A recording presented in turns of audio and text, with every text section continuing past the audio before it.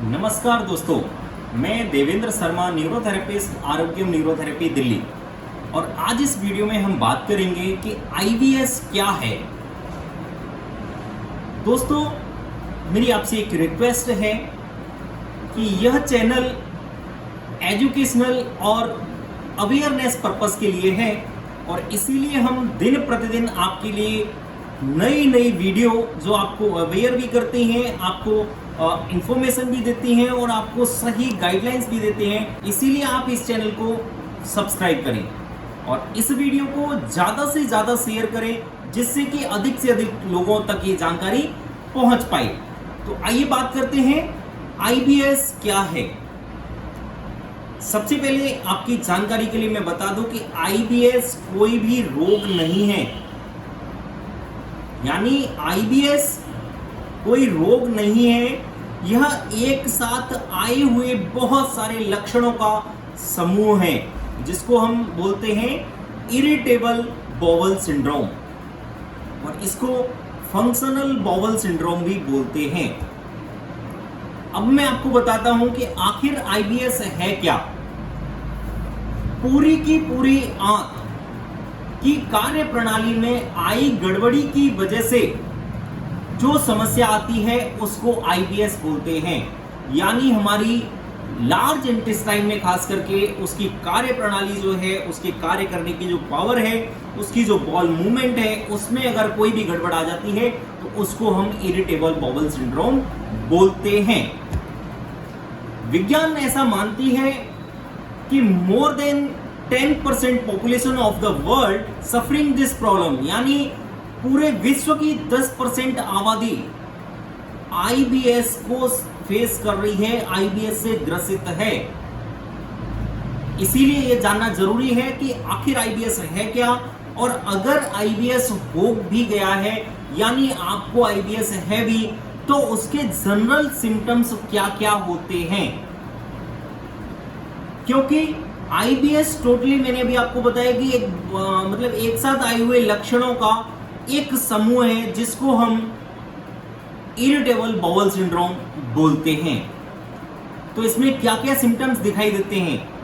पेट का टाइट रहना, यानी पेट कड़क रहना, नाभि के चारों तरफ दर्द रहना, ऐंठन रहना, मरोड़ रहना, और कई बार तो इतना सीवियर क्रैम्पिंग पेन होता है जिसकी वजह से लोगों को फीवर भी हो जाता है।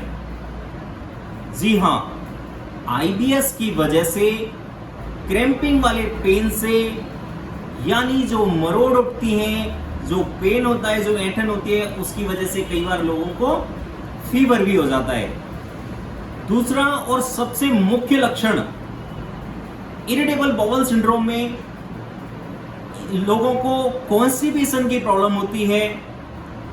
इरिटेबल बाउल सिंड्रोम में लोगों को डायरिया की प्रॉब्लम होती है, यानी लूज मोशन होते हैं। और कई बार डायरिया और कॉन्स्टिपेशन ऑल्टरनेट भी हो सकते हैं। जैसे बहुत सारे लोगों को कुछ दिन लगातार लूज मोशन हुए, देन उसके बाद कॉन्स्टिपेशन स्टार्ट हो गई, यानी कॉन्स्टिपेशन होने लग गई है। कुछ दिन कॉन्स्टिपेटेड रहने के बाद उनको लूज मोशन स्टार्ट हो गए, लूज मोशन रह सकते हैं, यानी दोनों ऑल्टरनेट रह सकते हैं। कॉन्स्टिपेशन डायरिया, डायरिया कॉन्स्टिपेशन, ऐसा भी रह सकता है जो कि इनके आईबीएस के जनरल सिम्टम्स में आता है। अब मैं बताता हूं आपको कि जनरल तरीके से अगर हम देखें, और जनरल तरीके से नहीं, अगर साइंटिफिक मेथड से भी देखें, तो इसके क्या क्या कॉजेज हैं, इसके क्या कारण हैं।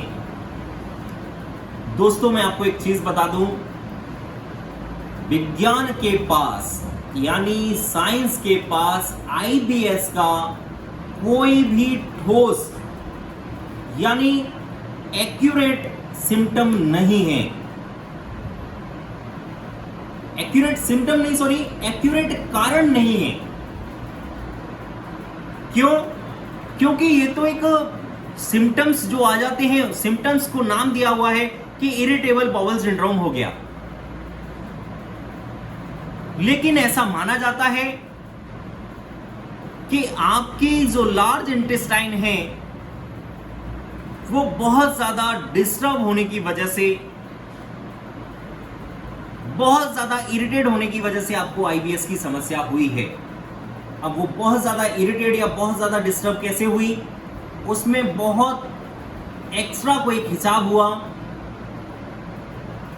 कोई भी बहुत तेज झटका लगा आपको, आपने कोई भी वेट उठाया जिससे वो खिंच गए, बहुत ज़्यादा आपकी इंटेस्टाइन खिंच गई, यानी इंटेस्टाइन के मसल्स और नर्व खिंचने की वजह से उसकी कार्य प्रणाली यानी उसकी जो बाउल मूवमेंट है वो डिस्टर्ब हुई है।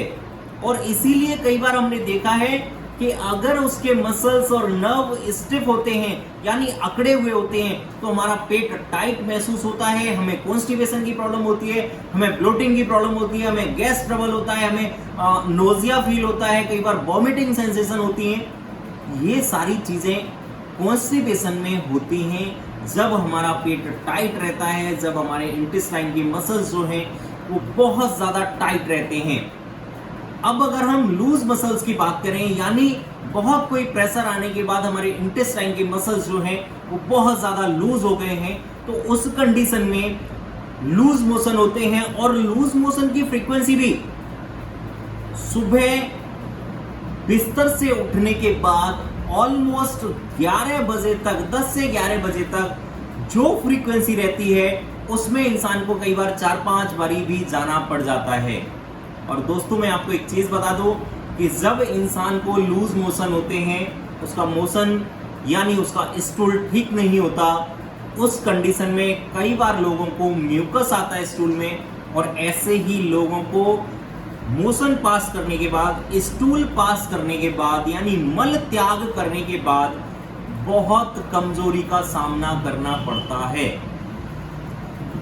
तो ये सारे कारण हो सकते हैं आईबीएस होने के।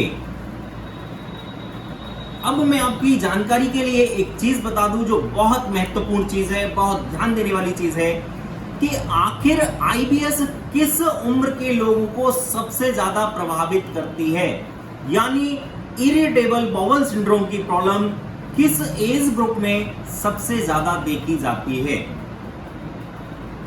जिस एज ग्रुप में आईबीएस की प्रॉब्लम देखी जाती है दोस्तों, वो हमारी युवा पीढ़ी है, यानी 18 से 30 साल वाले युवाओं को ये प्रॉब्लम सबसे ज्यादा देखी जाती है। और एक बहुत महत्वपूर्ण बात कि पुरुषों से ज्यादा यानी जेंट्स लोगों से ज्यादा लेडीजों को ये प्रॉब्लम होती है, और खास करके उनका जो मासिक धर्म का टाइम होता है उस पर तो ये प्रॉब्लम उनके ऊपर एक तरह से हावी हो जाती है। तो ये एक स्टडी के मुताबिक मैं आपको बता रहा हूं, एक स्टडी के अकॉर्डिंग बता रहा हूं कि पुरुषों से अधिक ये प्रॉब्लम महिलाओं में देखी जाती है।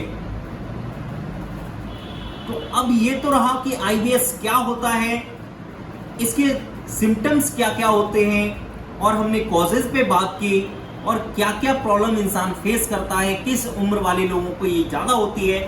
अब अगर हम इसके उपचार के बारे में बात करें, क्योंकि सबसे मुख्य पार्ट जो है वो उपचार है, ट्रीटमेंट है, इसका समाधान है।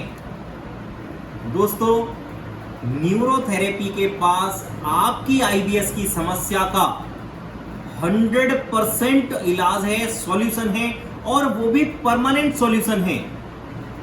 आपने अभी तक बहुत सारे ट्रीटमेंट करा लिए होंगे, बहुत सारे घरेलू नुस्खे अपनाए होंगे, बहुत सारे तरीके देसी अपनाए होंगे आपने, लेकिन कहीं ना कहीं आपकी प्रॉब्लम अभी भी एज इट इज बनी हुई है। क्योंकि जब आप वो करते हैं तब तो आपको ठीक लगता है, लेकिन फिर बाद में वो वैसे ही हो जाती है। तो आज के बाद यानी इस वीडियो को देखने के बाद, और आपको ये समझ आ गया होगा कि जब मैं आपको पूर्ण विश्वास दे रहा हूं कि न्यूरोथेरेपी के पास आपकी आईबीएस की प्रॉब्लम यानी इरिटेबल बाउल सिंड्रोम का 100% सॉल्यूशन है, तो अब आपको इधर उधर भटकने की आवश्यकता नहीं है। अगर आवश्यकता है तो अभी, आज ही, अभी तुरंत ही नीचे दिए हुए नंबर पे संपर्क करने की जरूरत है। दोस्तों अगर आप संपर्क करेंगे हम आपकी हर संभव मदद करेंगे, और मदद ही नहीं करेंगे, आपकी इस घातक समस्या को, आपकी इस भयंकर समस्या को, आपकी इस खतरनाक समस्या को, क्यों? क्योंकि आईबीएस की समस्या होने के बाद इंसान कहीं ना कहीं डिप्रेशन और एंजाइटी का शिकार हो जाता है। और इसीलिए मैं आपको फिर दोबारा से बोल रहा हूं कि आप अभी तुरंत नीचे दिए हुए नंबर पे संपर्क करो और अधिक जानकारी लेकर अपना उपचार अभी आज से ही शुरू कर दो। धन्यवाद।